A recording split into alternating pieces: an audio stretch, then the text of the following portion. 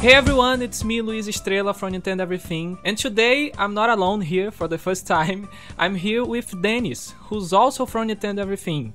Dennis, please present yourself and tell us what you do on the site. Hello. Yes, so I am Dennis. I've been with Nintendo Everything now for probably the better part of 5 years now. You start to lose count after a while. Whoa. Yeah, it's been a while, but I am a writer editor on the site, and it's been an absolute blast ever since day one. It's one of my favorite things that I do, not just professionally but personally as well. You know, video games have been such a large part of my life and my upbringing as well. So being able to contribute back into that medium that you love and appreciate so much, and and like I said, give back into that sort of community that's given you so much as well in return, and really has always sort of been there for me. Growing up, it feels like a nice sort of circle of just like being able to, give back and, reciprocate and show that appreciation to a wonderful medium that I think brings so many people closer together with so many beautiful and wonderful games that, do nothing but bring fun and happiness and memories, especially when it comes to Nintendo. So yeah, it's been a blast. Yeah, I can totally see that. Although I'm on Nintendo Everything, like it's my first month yet. I haven't even completed 1 month here. I've been working with video game and making videos for a long time now, more than 5 years, I think, and I can totally see what you're saying. That it's really fun to produce content, to talk about what we love, and to share with other people on the internet to see what different opinions we have, what opinions we share, the same opinions. It's always something that I like to do. So I can totally understand you there. Yeah, definitely. Today we're going to talk about the Nintendo Switch Online expansion pack, which has launched recently on October 25.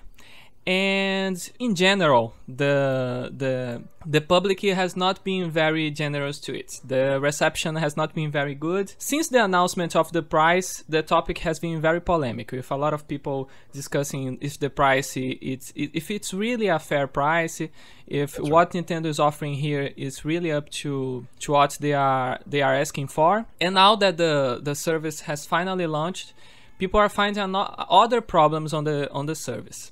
So I've been playing it since day one. I have the subscription on my Switch, and I did that because I really like legacy content. I really like to have access to legacy content on my main console, which is the Nintendo Switch. I like to have all those NES game, SNES game with a really easy access, so I can play whenever I want, wherever I want, because the Switch is also a portable console. So it really appeals to me. The concept really appeals to me. But I also totally understand why the service is not appealing to everyone, which is your case. That's right. Yeah, no. So like before we started this, we were talking about how I think this would be a great topic of conversation, not just for us, but because it's such a hot topic for everyone in general. Because you have the service, you upgraded to the service with the expansion pack. I haven't yet. I have not. I still have my membership. I still have the yearly membership, and it actually expires at the end of January of 2022. Now I haven't gotten the expansion pack yet. So we're looking at, for the people who haven't upgraded or maybe just don't have Nintendo Switch Online in general, Nintendo Switch Online plus expansion pack, you're looking at $50 a year for a single individual. Yes. For a family, you're looking at, I believe it was $79.99. So that's $80 Exactly. a year for up to, how much is it? Is it 8 people, I believe? Yeah, 8 people. Yeah. So that is not cheap, and we are talking U.S. dollars here, so it's going to vary from region to region. But no matter what, it's fairly consistent across the board, and it's fairly expensive across the board. So I have not upgraded yet. Now, some of the things you were mentioning, they appeal to me too, right? I love legacy content also. I love the old school retro stuff. When Nintendo Switch Online first came out, one of the biggest appeals to me, outside of the the cloud saves, it was the Super Nintendo games and the NES games, right? It was awesome going back and playing some of my favorite games that I grew up with, right? I love the original Mario Brothers, and Super Mario Brothers, Super Mario World on Super Nintendo as well. Those are all games that I've played many, many times over since I was a kid. So much so that I speed run those games now. Like I love being able to play those games and challenge myself, and trying to beat those games as quick as possible. However, the it's not so much the quality of content, but the quantity of content, right? So when NES Yeah. and the Super Nintendo initially came out with the Nintendo Switch Online service, they didn't necessarily have much to choose from, right? It was your typical sort of stuff. Here's your Mario Brothers, here's the original Zelda. Then with the Super Nintendo, here's of course Mario World, here's Super Metroid. But it was only maybe like 6, 7, 8 games to choose from. It wasn't much, like at all. And now over time, we started seeing it grow, right? That we have more and more and more. And I think now there's, I don't even know how much, maybe over 30, 40 games now on the service for each of them, Yeah. NES and Super Nintendo. However, that took years for it to Exactly. happen. And that's a big, big problem, especially with an inconsistent schedule, because we never knew if we were going to get a new game next month, 4 months from now, 6 months from now, could be next year even, Yes. like it would just be a drought of nothing. You just have to play the same games over and over again. And I found myself playing less and less because while it's amazing being able to play those retro games, and I did it all the time on my 3DS when they used to have the virtual console, right? So, but it became something that I played less and less because of new games coming out where I was like, oh, well, it's a new console. I want to play the new games. So the old stuff is great. Don't get me wrong. But there's also a big problem with the emulation, which I'm sure we'll get to once we start talking about the expansion pack, and that it's not always perfect, right? When it comes to emulation on various pieces of hardware, they're always going to work differently, right? Because you are not running on native hardware, right? The game was not built for this hardware, so it has to be run through a specific, program, hence the emulation, in order to make it, run properly, or at least run the best that it can, because it's not on its native hardware. It's not what it was originally intended to run on and be designed with. So a lot of that becomes problematic when you start having sprite flickering and stuff like that. And I noticed with Super Mario Brothers 3, I believe, there's a big, and I can't remember if Mega Man's on the service at all, but I know with one of them, there was like a big strip on the left and the right side that would kind of give this sort of warped effect. So it looked really weird, like it was being smeared on the screen. And it just didn't look good. And then again with the sprite flickering and whatnot, it was not a good look for a lot of these games. And whether you were playing in handheld or TV mode, the upscaling was not the best. And it makes you wonder when you're paying for a service like that. Now, granted, at the time it was only $20 a year, which wasn't bad. Yes. When you're looking at the other platforms, console platforms, anyways, because Steam and Epic and all of that PC stuff, they don't really have subscription services unless it's a cloud service. But typically, you're looking on an average of $60 a year, right? Whether you're going Xbox or PlayStation. So, $40 difference, $20, why not? I've spent worse, money on worse things. So sure, $20, why not? It didn't really give much.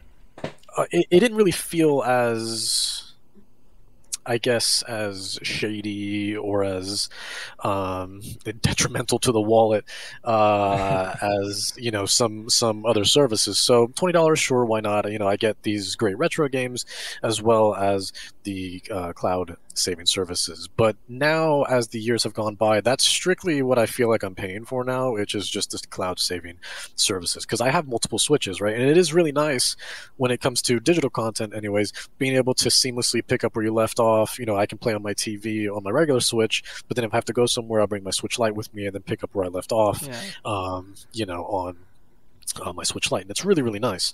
But I don't really play the Super Nintendo and NES games anymore and it's not because there was just a lack of games that I wanted to play, but it's just a lot of those games I've played over and over and over and over and over again, as I'm sure Yeah. most people have.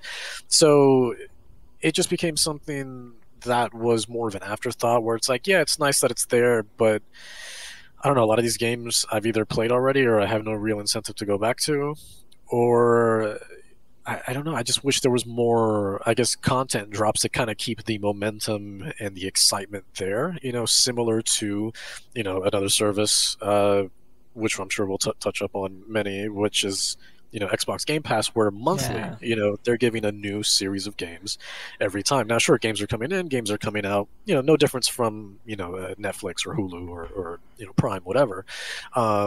Licenses, they expire and then they renew, every time. That's how these things work. But they keep the excitement, right? Like whether it's through Right. social media, through trailers, through E3, stuff like that, they always implement it there, right? Like a big part of Xbox's E3 conference this year, they were always showing stuff that was coming to Game Pass. They always mentioned Xbox Game Pass, right? That Yeah. was a big thing for them, was push this service, push this service. Here's this awesome game. By the way, are you excited for that? Looks cool, right? Guess what? Day one on Game Pass, right? So Uh-huh. you're making this complimentary sort of announcement to this primary announcement of this reveal of this new game, and so on and so forth. So it keeps the excitement there. Yeah. And Nintendo Switch Online just never really had that. And I'm someone who used to work retail a long time ago Hmm. at GameStop, actually. And believe Oh. me when I said that selling that service was very difficult. you know, and people were more than happy to spend the extra $40 on PlayStation Plus on Xbox Live because you also got those monthly free games. It wasn't just about playing online, right? You got the cloud saves, which by the way are free on Xbox. Actually, you don't even have to have Xbox Live for the cloud saves. But but on PlayStation Plus, anyways, you got those cloud saves, you got those free monthly games, and you got those perks. It wasn't just the monthly games, but you would go to the store and you would get big discounts, right? If you didn't have the service, let's just say a game went on sale for $40, down from $60. Now, if you had the service, maybe for you, it's now $30, right? You get 10 extra dollars off because you are a member of PlayStation Plus or Xbox Live. Nintendo Switch Online doesn't do that, like at all. And that's a big, big problem. Where again, you're not really giving many perks outside of like, oh, here's this retro, legacy content, which again is great. I'm not refuting that, but it's too little for what you're asking, and then especially now with the price hike of the expansion Yeah. pack, which is more than double, it's a big, big problem. It's definitely a big jump on the price department. And I agree with everything that you said. I think we spent 4 years with those NES and SNES games, That's right. and they came at a very slow pace. Even some great Nintendo games like Earthbound are still absent from the service. So I think the monthly games are the least that they should do, like the Game Pass, like Plus does. Absolutely. I think to keep the exciting to pay for this because we're playing monthly and we want to see new content, we want to see those new games. I think the legacy content that Nintendo has available is probably the most valuable one from those three. But it seems that Nintendo is not, they don't want to give that to us. It's like they are purposefully hiding this. 4 years Yeah. for us to have 64 games. We were asking for GameCube games already. On the Wii U, on the Virtual Console, we had Wii games, we had 64 games, all of Yeah. that.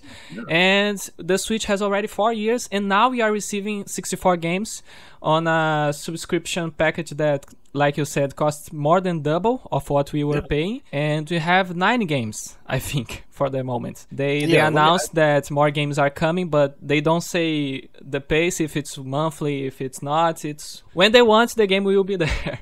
So Yeah. Exactly.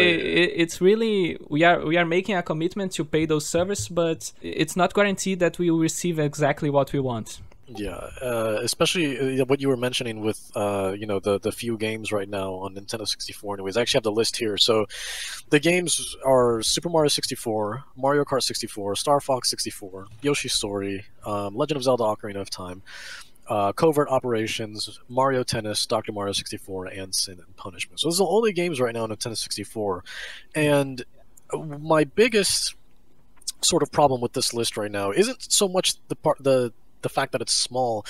It's actually the Super Mario 64, because that one's a weird one, because that one just released also from the anniversary package, right? That came out with Mario Sunshine. The 3D All Stars. That's right, exactly. So it's weird that like okay, here's this game that you had people pay $60 for, and then you said it was a limited time thing, and then all of a sudden it's like, oh, okay, yeah, no, we're just going to go ahead and throw it on this service anyways. Now I'm not saying it doesn't belong there. It's a great game. It's actually my favorite game of all time, So I'm always happy to have Super Mario 64 anywhere and everywhere I can get it. However, it just seems like mixed messaging and a sort of bait and switch when, you tell people, here, get this exclusive package. So really, looking back on it, only really 2 of the 3 games in that 3D All-Stars game was sort of exclusive to that package, right? You had Mario Sunshine and Mario, what was it, Galaxy. So Mario 64, if you're missing out on that, now you're not anymore, because there it is, on the expansion, pack. So, and if GameCube games were to ever come to the service, I'm sure they'll throw Sunshine in there too, So then, once again, looking back on that, it's almost like 3D All Stars was really just an early access package. Here's this, get Mario on Switch for early access. That's the whole 3D All Stars thing was really weird itself, because you can't buy that game today. If you want to play Mario 64, your only option is to play on the online service. I don't know if they were thinking about that, and that's because it was limited time, but it is very strange, and it's weird because I get the feeling that Nintendo is like removing options from the customer. We see other companies like Microsoft, and I get the feeling that they are trying to give more options, to give you more access to old games. On Game Pass, we have games from the first Xbox, from Xbox 360, from the Xbox One. We have all this shared library. And on my Switch, that is a console from Nintendo, the company that has the biggest legacy content in history for a lot of classic games. And I have to wait then to launch those games on the service, and they are like the service costs a lot. And as I said to you, why I was day one on this service, because I really like to play those games. I really like to have Ocarina of Time from 3 clicks on my hands. I can just turn on the TV, and then I play Ocarina of Time, one of the best games of all time. But I don't think just because it is a great game, it is a very, very, very old game. So I don't see the reason why Nintendo is asking so much for all of this. And something that I want to bring a spotlight to is also the fact that they are not offering only 64 games. We have also a Sega Genesis collection on this expansion pack, and weirdly we have Animal Crossing DLC. So if you pay for the system, you have access to those 3 elements. You have beyond the things that we had on the normal plan. You have online, you have Cloud Save, NES and SNES. You are receiving 64 games, Genesis games, and Animal Crossing DLC. And the thing that I think is really weird is that you have all those things in the same package, and I don't think all those things appeals to the same person. Maybe someone just wants to play online, maybe someone just wants the legacy content, maybe I just want to play 64 games, I don't care about Sega Genesis, or maybe I don't have Animal Crossing, I don't have the game, so I'm receiving this DLC and it's not usable for me. And I think this lack of option is also a problem, because people are paying this price, which okay, you are receiving a lot. You are receiving all those games, this DLC, but this does not appeal to the same person, So I think maybe there's a lack of option there, or even the pricing is not right with what Nintendo is offering. I get this feeling. I don't know if you think the same. Yeah, no, I absolutely agree. I think, you have very different demographics for everything that's being offered in those services, right? It's like you were saying where, a lot of people, especially on a Nintendo console, like, they want those Nintendo 64 games, absolutely, but they can live without the Sega Genesis stuff, right? Now, no disrespect to Sega Genesis, it was a great console for its time, but a lot of those games honestly have not aged well, and that's the biggest problem with that. And and beyond that, about the Genesis, a lot of those games are available in collections on the eShop. Yeah.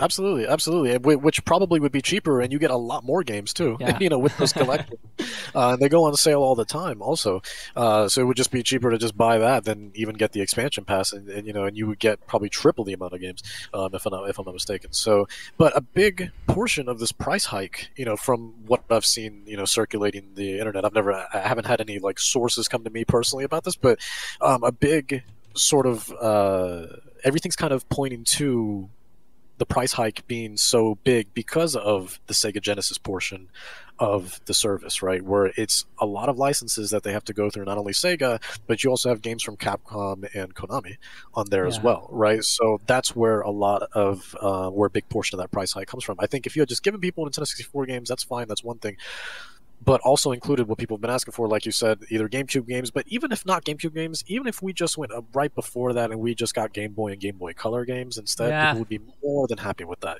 and not making it $50, but because they're all Nintendo games, well, assuming they're not, adding stuff that's licensed, from other publishers and whatnot, it's then at that point that's your content. You can price it whatever you want, but one would assume that it would also be a lot more modest, right? Like maybe instead of Right. $50, I was thinking honestly, go from $20 to $35, right? Make what the yearly membership is for families, Yeah. the new sort of individual plan, $35, and you get Nintendo 64 and Game Boy Color content. Plus, of course, the cloud saves are still there. The Animal Crossing one is weird, like you said, because that one, I am someone who plays Animal Crossing, or played rather. I've been actually been getting back into it in the last week or two, just to kind of warm myself up again, for the release of this. Like I am very Yeah. excited for this new DLC, but I also would much rather just buy it outright instead of be locked into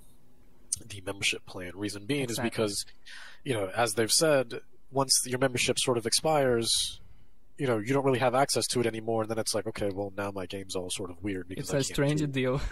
Yeah, Yeah. exactly.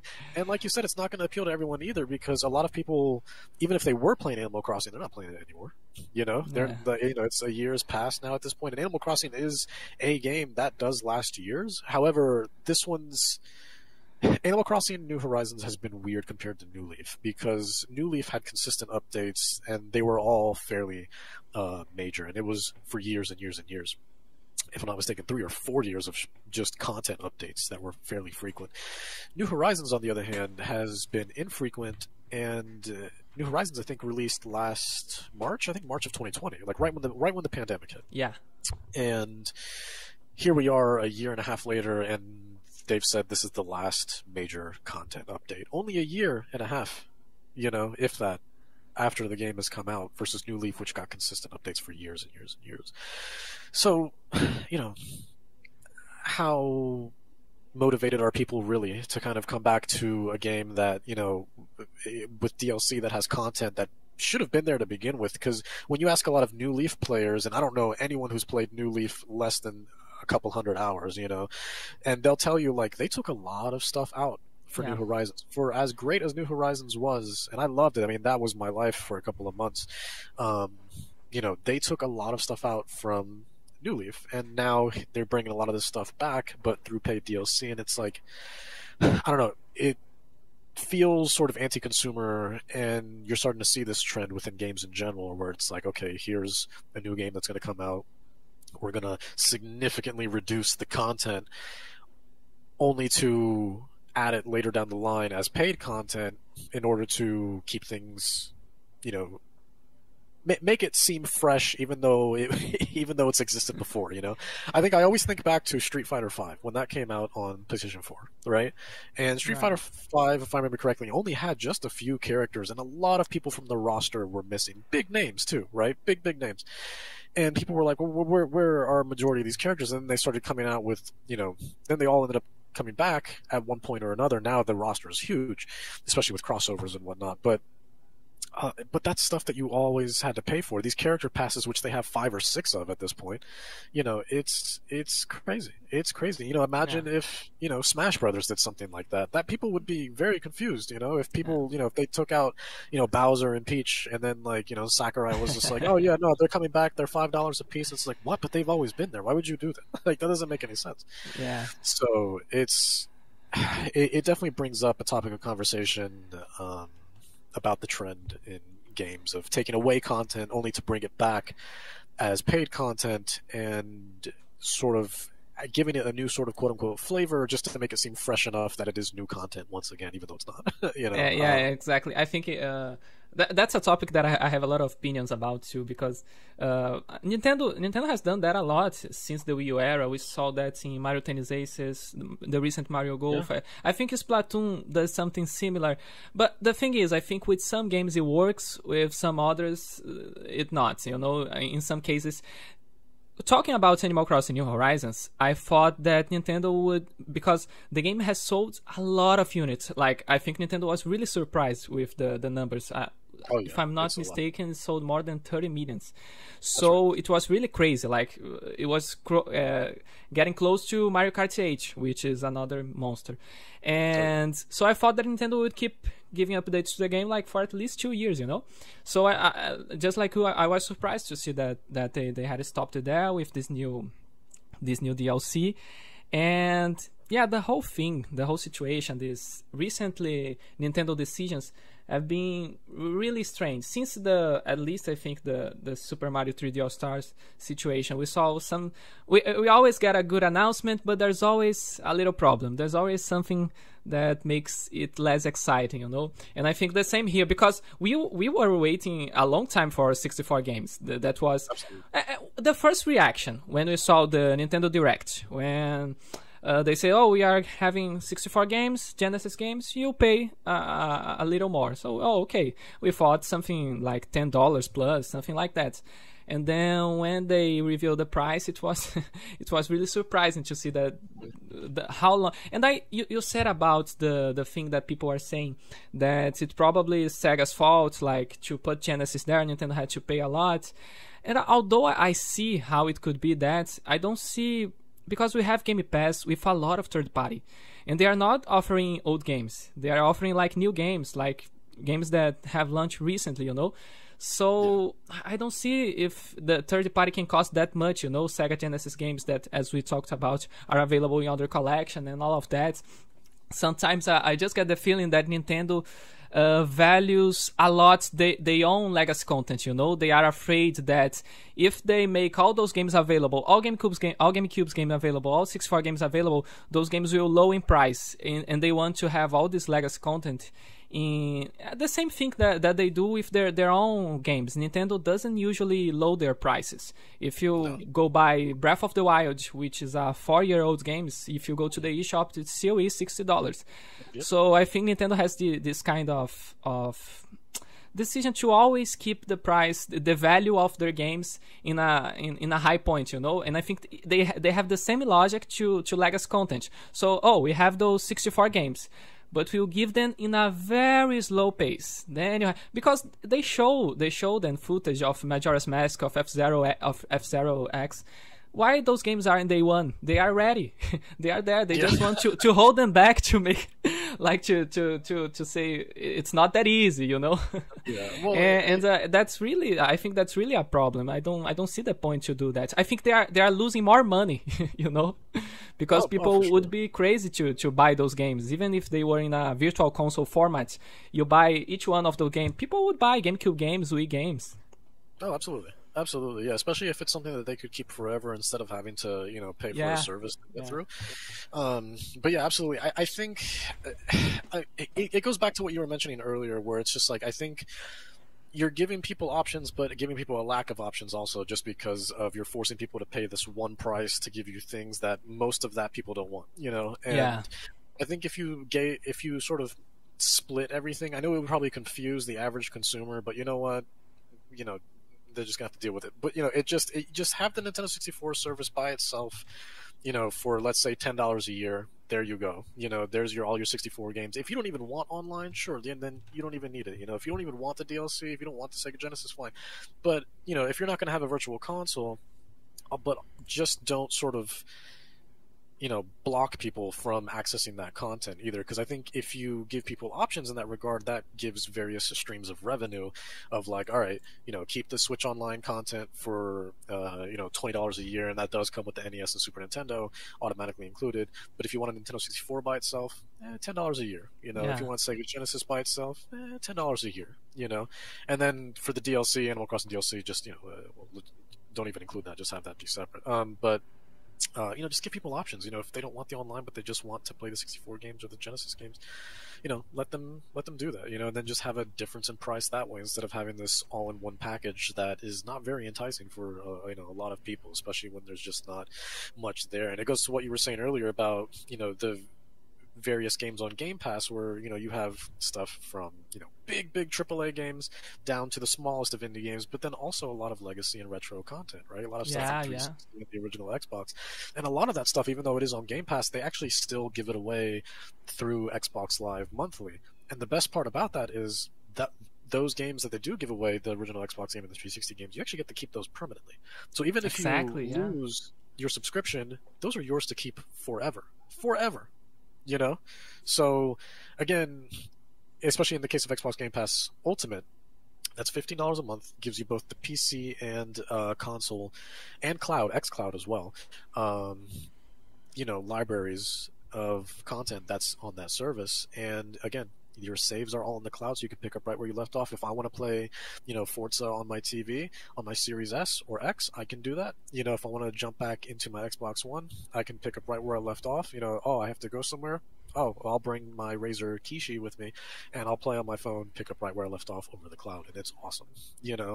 Just being able to have that $15 a month, not upwards of $80 a year, for Nintendo Switch Online. Yeah. For, mind you, these games that you can get ROMs for and emulate. Now, again, I'm not, not over here promoting sort of, piracy or anything, but history has shown us that these games have been emulated now for years and years and years. Exactly.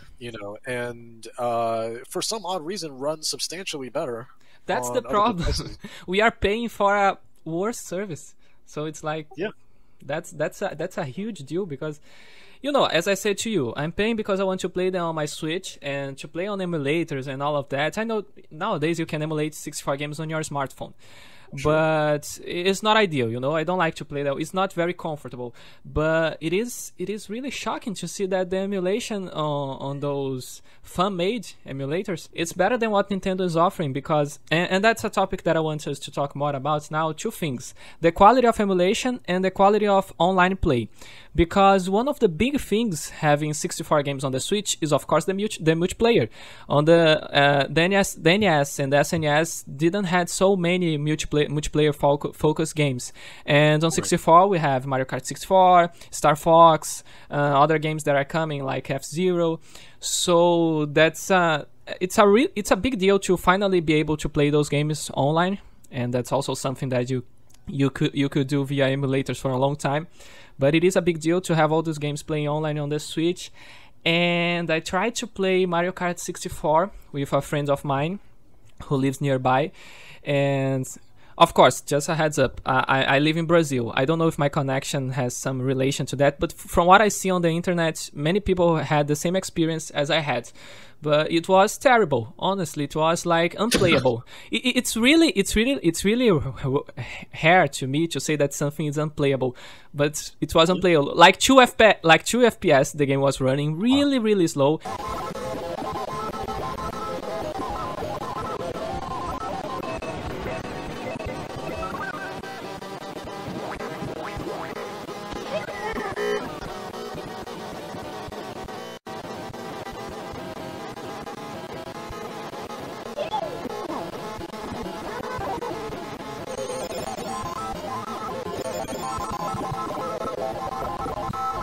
Because what I think it does, it's something like it tries to stream, because it's emulating.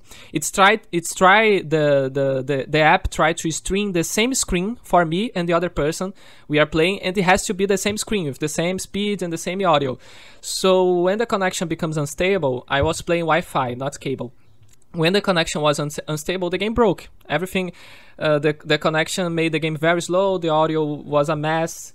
And it came to a point that I would prefer to be disconnected, like just a message. You are disconnected, because it was really unplayable, and that's a really big problem, because one of the biggest things from this service is the online play. It's Nintendo Switch Online. And so far, we are 4 years in it, and Nintendo still has the worst online system from all the companies in the market. It's, to me, the feeling it's still I'm playing with the same online infrastructure from the Wii U era, and at the time it was free. Yeah. So yeah, that's a big problem that I had. I don't know if I play with cable it will be better, but the Switch being a portable console, being a portable console, the Wi-Fi, it's a big thing. Yeah, it's I actually have like an Ethernet adapter on my dock, and I only got that because when Smash Ultimate Smash, came out, that was miserable to play online. Like, that was absolutely horrendous. That was one of the worst online experiences I've ever had in my life, and so I always dreaded when someone was like, "Hey, we should play online together," and I'm like, "I mean, we can try. We can absolutely try, but that's a big try because it's stressful. It's stressful. Yeah, exactly. It's very stressful, and I got an Ethernet adapter for that, and it helped a little bit, but it was still way too inconsistent, and it was still, to me anyways, unplayable. You know, especially in a fighting game, you know, you can't have those sorts of, you know, drops. yeah, like totally. that, you know? Yeah. Those ping issues, and but a big part of it also comes from Nintendo themselves throttling the service, right? I had a conversation with one of my colleagues not long ago, where I can't remember what game we were downloading. It's a game that came out recently. It was an indie game. I'm trying to remember it, but anyways, it came out on all platforms, right? And it was being downloaded on their Switch, on their Xbox, and on their PlayStation, and on their PC actually. And so they were downloading it everywhere because they had cross save compatibility, right? So they were like, okay, well, yeah, I'll just go ahead and install it everywhere. On their Series X, they were getting, I believe, around 180 megabytes per second, right? And on their PS5, they were getting about roughly 100 and maybe 20 megabytes per second. On their PC, they were getting anywhere from, you know, let's just say, you know, let's just say 120 megabytes per second also. On their Switch, however, my God, they were getting maybe 25 megabytes. Oh. You know, downloading at only 25 megabytes per second. Now, this is a big problem, you know, and because then they deleted it and they tried it again docked because they also had an Ethernet adapter, right? They were downloading it via Wi-Fi, but to be fair, it shouldn't have mattered that much because their Series X and their PlayStation were both also downloading via Wi-Fi, you know, and they were also getting upwards in the hundreds, almost 200s, you know, in the Series X's case. But on the Switch, I don't know what was going on. You know, here's this, you know, 6 gigabyte file that's being downloaded in, you know, maybe no more than 20 minutes everywhere else, and then meanwhile you got to wait an hour and a half, you know, on the Switch, and I don't know what's going on. So a big part of it has to do, I think, with just how they throttle their services as well, and yeah, it just makes online play like pretty miserable for a lot of games that just simply can't handle it. And I don't know why Smash is so miserable, just because, you know, that is a Nintendo game. Like, they're usually pretty good with their own services. Like Mario Kart 8 for me has always ran flawlessly. Yeah, absolutely Splatoon flawless. Also, no problems. Absolutely, 100%. But Smash Brothers, I don't know what's going on there, but it's unplayable for me, anyways. And then other stuff that I've played on the Switch, live service games, you know, whether it be something like Dauntless or, you know, Dead by Daylight or Friday the 13th, so on and so forth. Those games, I mean, other than the fact that they just have dead player bases, is just, it's unplayable. It's absolutely unplayable. You know, Rocket League is maybe okay. You know, because I played a lot of Rocket League on my Switch, but I still get constant like disconnects on Rocket League as well. Mind you, this is only on the Switch. I play a lot of Rocket League elsewhere as well. Other platforms, especially on my PC, never a problem. You know, and this is all under the same network. You know, it's not like I'm going to various networks. It's not like I'm trying, you know, something at a library, something at a hotspot, something like this. This is all the same network that various devices are playing on, you know, but it's only really the Switch that causes me, you know, a lot of these issues. And yeah, it just becomes a big problem. So yeah, it just kind of makes you wonder, you know, what's going on in terms of, you know, what gets decided as what should be offered in the service, what can be compelling to the consumer. But a lot of it just simply isn't. And I think the lack of options and the lack of accessibility is, it becomes a problem for a lot of people, because you're basically saying, hey, here, it's very much an Apple approach, right? Apple kind of does a similar thing, right? Where it's just like, here's this thing, take it or leave it.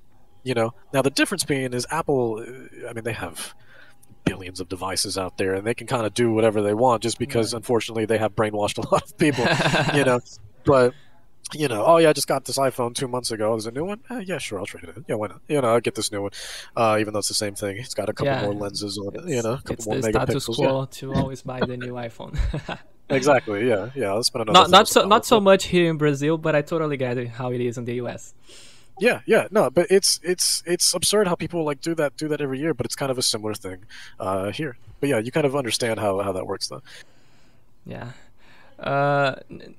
Nintendo, the thing is, I don't want to, because we all talk, this whole conversation was problems and problems, and because if we look at the situation right now, there's a lot of problems and different problems. Like, Nintendo wasn't able to deliver in almost all the things that they were trying to deliver, in the emulation, in the online service, in the price. So it's something, of course, I'm a Nintendo fan. I like their products, but it's a thing that they really dropped the ball here. It's kind of a big problem. And just to, I think, to give us to a way to end this conversation, I want to talk about our future hopes. What do you think will happen right now? If you think the Nintendo is listening, maybe a price drop, a update. Something that I'm pretty sure that they have to do it is an update to the emulation. Because some of those problems, like I don't know if you saw that, the fog problem. Some games on the 64 have a lot of fog to mask some elements. The player wasn't supposed to see what was behind the fog. And on the Switch Online emulator, the fog is removed in a lot of instances. Mostly on Ocarina of Time, I saw a lot of problems. Many places that were more atmospheric, it was lost. That vibe was lost on the emulator. And I think that's pretty easy to solve, because Nintendo has a lot of engineers. I think they can make a better emulator. But we also saw a data mine that revealed that probably 38 games are planned in the future for the 64. So yeah, they are gonna add more games, but we don't know when, we don't know how, and that's also a big problem. But asking you, what's your expectation for the future of the service, and when do you think you will probably bought it? Do you think at some time, do you think Nintendo can convince you to get the service? I'm going to be honest. I'm keeping my expectations low. As much as I don't want to. I'm at the same. Yeah, like I want it to be this big, amazing thing. I really do. To kind of be this incredible service of like, here's our history preserved into this service, like here, because especially with how popular the Switch has become, I mean, this is such an incredible console that's been selling nonstop since it came out. It's been the #1 best-selling system since it came out now for about 4 years straight, up until I think last month. Finally the PS5 beat it, believe it or not. But just for that month, I'm sure this month and holiday season we'll just go right back to the Switch, But, the console, it's a monster. It's in popular culture, because something that I always said about the Wii was that we could see that the Wii was a success because he was in pop culture. You saw Wii consoles on anime, on series. Everyone knew about the Wii, not only the gamers, And I think the Switch is although not to the same degree, it's in a very similar position. I see people playing Animal Crossing that are not your usual gamer, And that's a public very hard to reach, and it's giving Nintendo a lot of money. Yeah, for sure. And I want it to be like that too, right? Because like I said, the Switch is an amazing console. I love the Switch. You love the Switch. Everybody at Nintendo, everything loves the Switch. It's an amazing, amazing console. I'm on it so often. I was just on it before we started this podcast. So it's an incredible console. But yeah, it's in the service department. But it's been like this with anything networking related in general with Nintendo anyways, right? Where it's for the longest time when it comes to networking, and that includes services like this, because these are like online enabled services, that's never been their strong suit. You know, and They Nintendo are makes they the are best games. You they know, are they're making. always one step behind. Oh well, wait, that's being nice. Yeah, that's being generous. One step. Yeah. Some steps. Yeah. Some steps, couple miles. Yeah, but you know, you always wish there was more. I mean, it took them, Luis, it took them 4 years to enable Bluetooth. Yeah, Believe oh, that? that's crazy. Bluetooth, something that should have been there from the beginning. You know, No, and Bluetooth. Dennis, the Bluetooth on the Switch is terrible. I don't know if It you is. tried to use it, but it's really bad. It is. The majority of the earbuds we have on the market have a lot of delay with the Switch. It's really bad. So guys, that's it. We talked a lot about the Nintendo Switch Online Expansion Pack. We share our opinions, and if you have something to say, if you have an opinion to share, feel free to comment down here, and maybe I'll probably respond you. And Dennis, you have anything to add? You want to say a goodbye? Yeah, absolutely. Yeah. So, Luis, of course, thank you for having me on this. This was awesome. I loved, you know, getting to talk to you about this and talk about, you know, some of the points of Nintendo Switch Online. You know, I think, you know, what seems pro-consumer, what's anti-consumer, and what we think, you know, Nintendo could, you know, do to really better the service in the future. Because there's definitely a lot of room for improvement. You know, but at the moment, you know, we will see as, you know, as time goes. You know, the Switch is still very popular, so obviously they're going to want to keep making those sort of compelling sort of. You know, products and services for people to kind of spend their money on. I mean, they are a business, you know, but they also have to make sure to, you know, make the consumer feel respected and, you know, not feel like, hey, we're Nintendo, give us money. You know, but, yeah, that's really bad for them. Yeah, exactly. So it's not going to help their image at all. But yeah, other than that, this was fantastic. Thank you for having me on, and yeah, I can't wait to do another one of these with you. This was awesome. Yeah, thank you so much for coming here, and I think that's it. Goodbye.